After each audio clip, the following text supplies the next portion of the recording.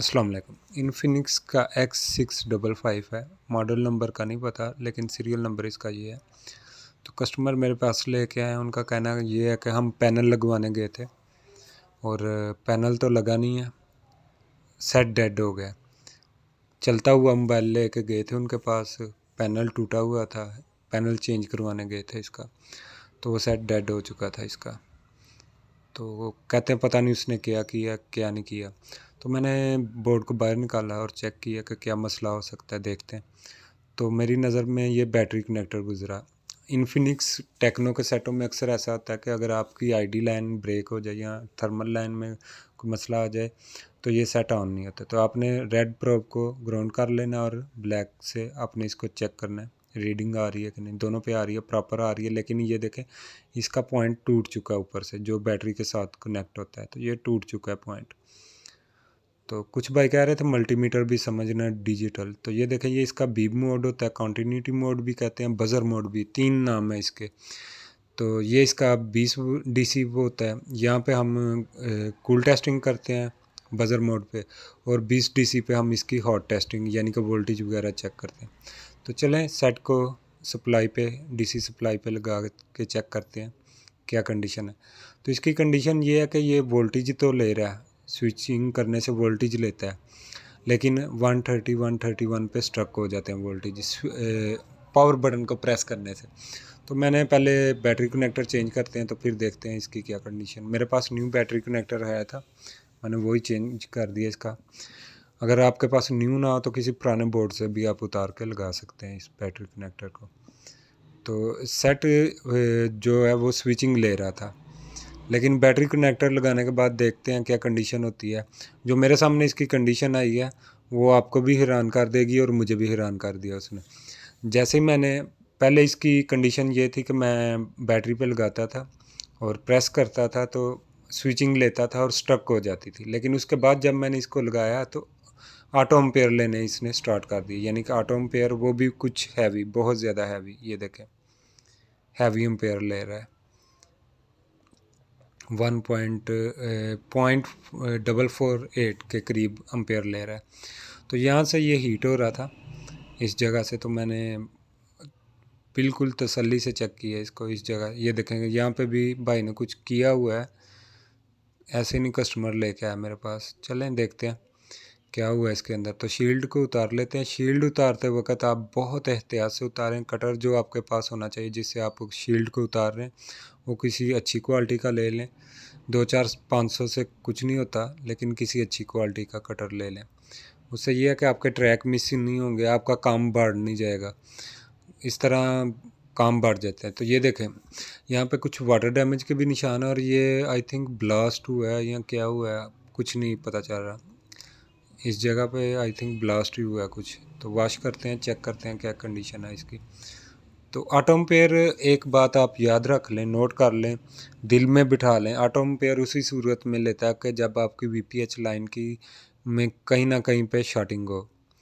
तो ये देखें सफाई करने से पता चल चुका है कि ये वोल्टेज इसकी एम्पेयर कुछ कम हुआ है। तो चलें वही पुराना तरीका, रोजिन लगा के चेक करते हैं, कहीं ना कहीं पे तो हीटिंग शो करेगा।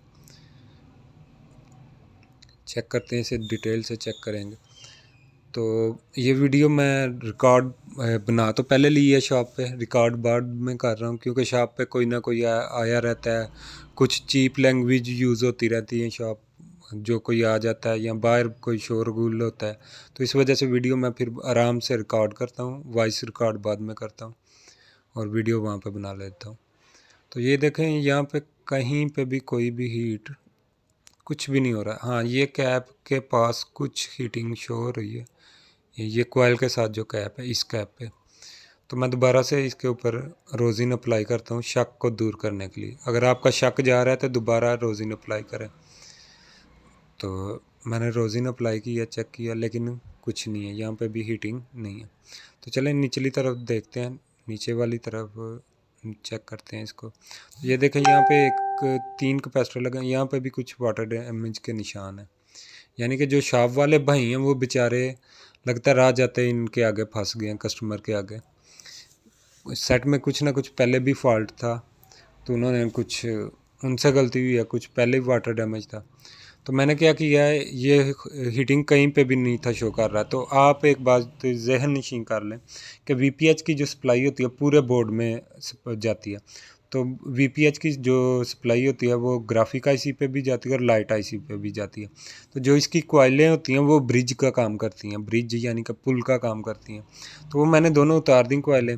तो दोनों उतारने से हुआ ये कि ये देखें, मैं लगाता हूँ तो ये जो ऑटो एम्पेयर ले रहा था बिल्कुल 0 हो गया, यानी कि सेट नॉर्मल कंडीशन में हो चुका है। ये सेट ऑन भी करूँगा तो होगा, लेकिन लेकिन इसका डिस्प्ले नहीं आएगा, क्योंकि दोनों ग्राफिक और लाइट की दोनों की कॉइलें उतरी हुई हैं।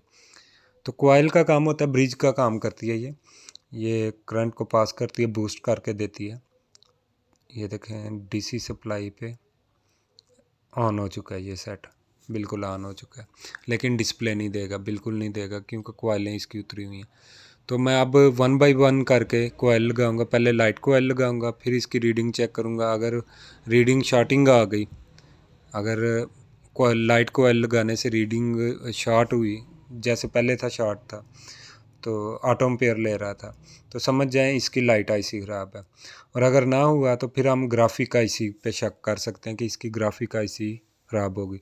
और वो होने का रीज़न भी है इसके पास, हमारे पास, क्योंकि जब हमने शील्ड उतारी थी तो वहाँ पे कुछ ना कुछ जला हुआ था, ब्लास्ट हुआ था। तो मेरा 100% अब श्योर हूँ कि ग्राफिक आईसी इसकी ख़राब होगी, क्योंकि लाइट आईसी लगाने के बाद शॉर्टिंग ख़त्म हो गई थी बिल्कुल। Auto ampere sorry light coil लगाने के बाद यहाँ पे ये देखें वीपीएच की लाइन पे कोई शॉर्टिंग नहीं है, बिल्कुल रीडिंग नहीं आनी चाहिए। ये देखें बिल्कुल रीडिंग नहीं आ रही।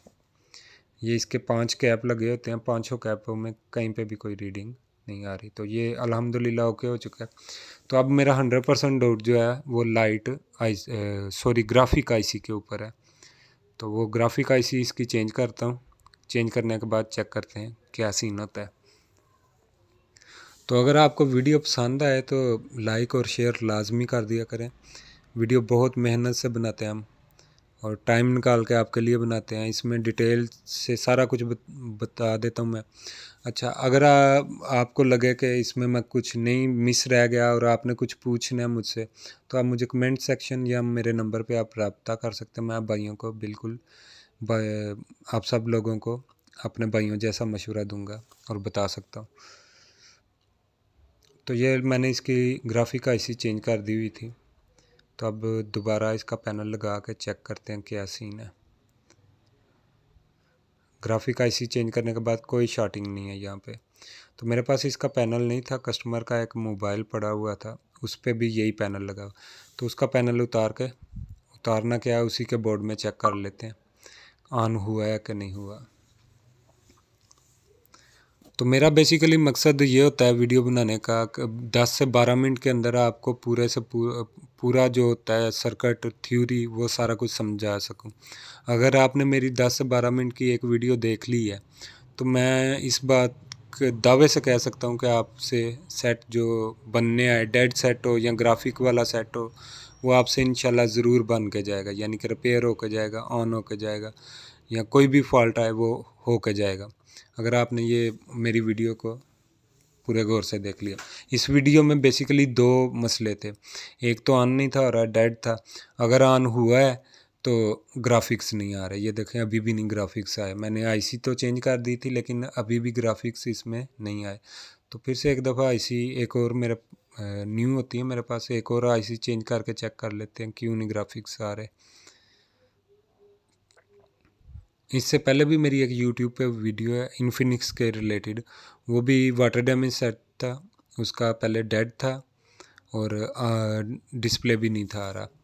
तो वो भी मैंने थ्योरी के साथ आपको समझाई हुई है वो वीडियो।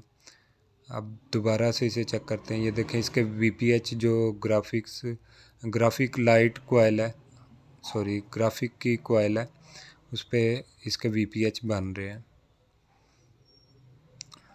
तो ये सेट ऑन करके देखता हूँ मैं।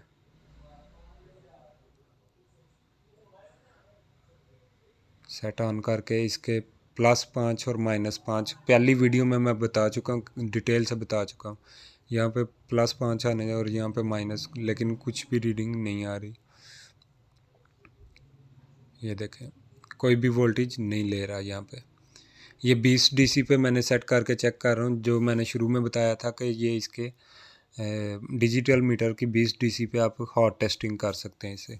तो ये मैं वोल्टेज चेक कर रहा था लेकिन कोई वोल्टेज नहीं बन रहा। तो अब मैंने दोबारा इसकी आईसी चेंज करता हूँ, दोबारा से पैनल लगा के वही पैनल लगाते हैं, दोबारा डीसी सप्लाई पे चेक करते हैं इसे क्या कंडीशन है, ऑन होता है कि नहीं होता।